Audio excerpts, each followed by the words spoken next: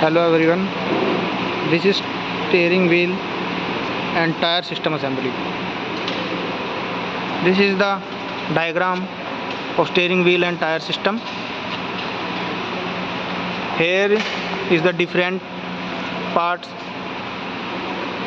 named like rack and pinion, tire rod, steering knuckle, ECU. This is the front suspension and axle.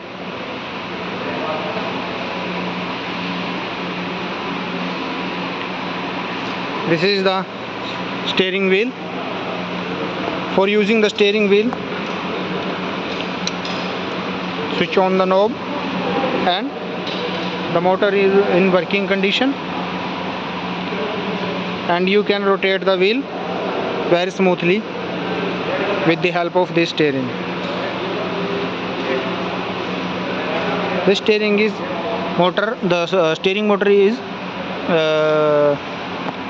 working with the help of the battery.